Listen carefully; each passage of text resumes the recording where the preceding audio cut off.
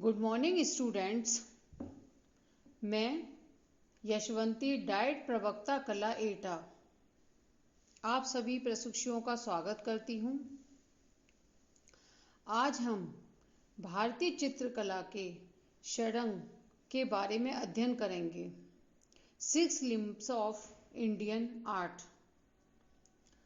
प्राचीन भारतीय सभ्यता व संस्कृति का क्रमबद्ध परिचय प्रस्तुत करने वाले ग्रंथों में कलाओं को महत्वपूर्ण स्थान दिया गया है।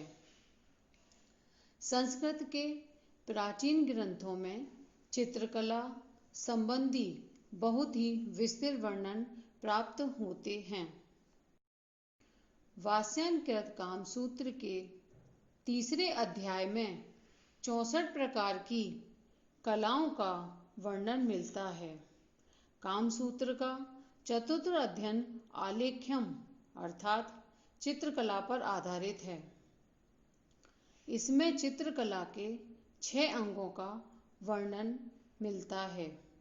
मूल ग्रंथ संस्कृत में उपलब्ध है, जिसका रचना काल 2री-3री शताब्दी ईसा पूर्व माना जाता है। इस ग्रंथ के टीकाकार यशोधर पंडित थे, जिन्होंने इस टीका को जयमंगला नाम दिया था। इस ग्रंथ में चित्रकला के 6 अंगों का वर्णन किया गया है या बताए गए हैं। कामसूत्र में इन 6 अंगों को एक दोहे में निबंध किया गया है, जैसे रूप भेदा प्रामाणानि भावलावण्य योजनम सादृश्य वर्णिका भंग इति चित्र षडंगम। इसके 6 अंग बताए गए हैं। नंबर 1 रूप भेद यानी दृष्टि का ज्ञान, ए नॉलेज ऑफ एप्रिशियंस। दूसरा है प्रमाण, ठीक अनुपात नाप व बनावट, एक correct perception measure and structure of forms. तीसरा भाव, आकृतियों में दर्शक को चित्रकार के हृदय की भावना दिखाई देती है। The action of feelings on forms. Number 4 लावण्य योजना, कलात्मक तथा सौंदर्य का समावेश। Infusion of grace, artistic representations. Number 5 सादृश्य, देखे हुए रूपों के समान आकृति, सिमिलरिटीज। वर्णिका भंग, रंगों तथा तूलिका के प्रयोग में कलात्मकता, artistic manner in using the brush and colours. Number 1 रूप भेद। रूप से तात्पर्य है आकृति, भेद से तात्पर्य है अंतर। अतः एक रूप से अन्य रूप का अंतर या भिन्नता प्रदर्शित होने का नाम ही रूप भेद है। प्रत्येक आकृति में ऐसी भिन्नता या चारित्रिक विशेषताएं प्रदर्शित होनी चाहिए, जिससे किसी आकृति को पहचाना जा सके। जैसे माता के रूप में माता और छाया के रूप में छाया। तभी रूप की रचना सार्थक और सत्यता लिए हुए होगी। हम एक वस्तु की दूसरी वस्तु से तुलना कर आँखों के द्वारा उनके रूप भेद को समझने लगते हैं। किसी भी कलाकृति के बाह्य अंतर की परीक्षा हम उस वस्तु को देखकर करें या मस्तिष्क के द्वारा करें, दोनों दिशाओं में हमारे अंदर रुचि का होना परम आवश्यक है। नंबर 2 प्रमाण। इसका अर्थ आकृतियों का ठीक ज्ञान, प्रमाण चित्र विद्या का वह अंग है जिसके द्वारा हम प्रत्येक चित्र का नाम या मान निर्धारित कर सकते हैं।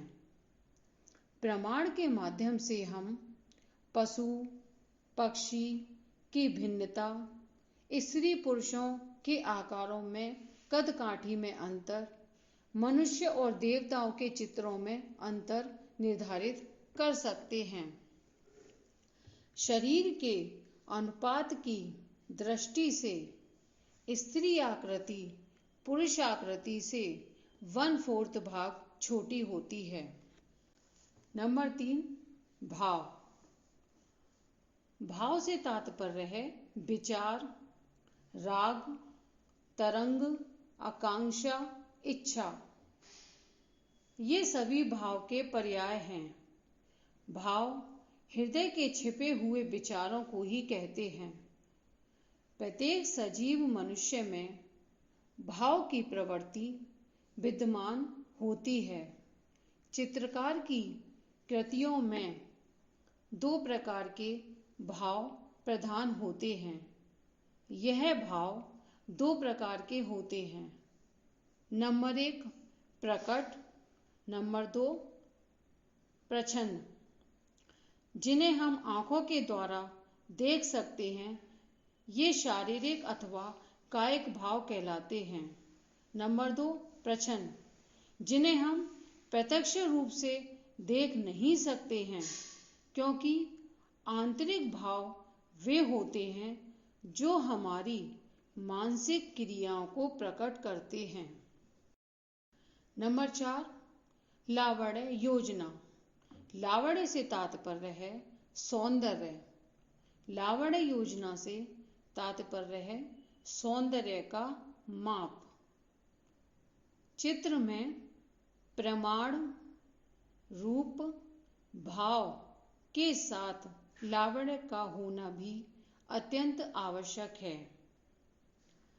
चित्र में प्रमाण, रूप, भाव के साथ जब लावण्य की योजना भी मिल जाती है, तभी वस्तुतः चित्र में लावण्य का प्रदर्शन होता है।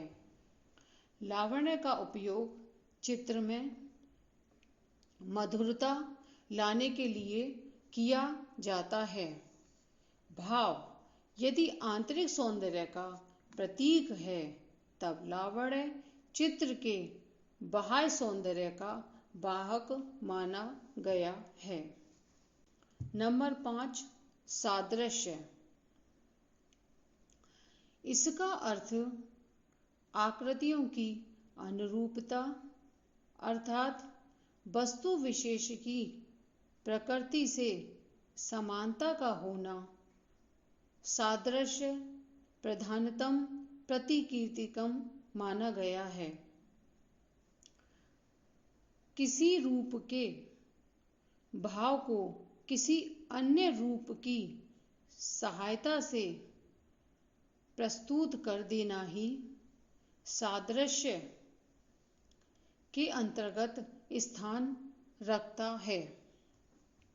किसी वस्तु की प्रकृति से अनुरूपता का होना भी आवश्यक समझा जाता है। चित्रकार यदि किसी वस्तु का चित्र अंकित करता है, तो उसके गुण और दोष आदि विशेषताओं को भी वह अपने चित्र में समाविष्ट करता है। और यही कारण है कि एक चित्रकार की कृति कैमरे से खींचे गए चित्र से कहीं अधिक श्रेष्ठ होती है, क्योंकि उसमें चित्रकार के मस्तिष्क में जो भाव उठते हैं, उनसे सादृश्य वह चित्र में स्थापित करता है। नंबर 6 वर्णिका भंग। यह षडंग का सबसे अंतिम महत्वपूर्ण अंग है। वर्णिका भंग से तात्पर्य उचित मात्रा में रंगों की मिलावट, उनका प्रयोग तथा तूलिका का उचित प्रयोग माना गया है। विभिन्न वर्णों की सम्मिलित उपस्थिति को ही वर्णिका भंग कहा जाता है।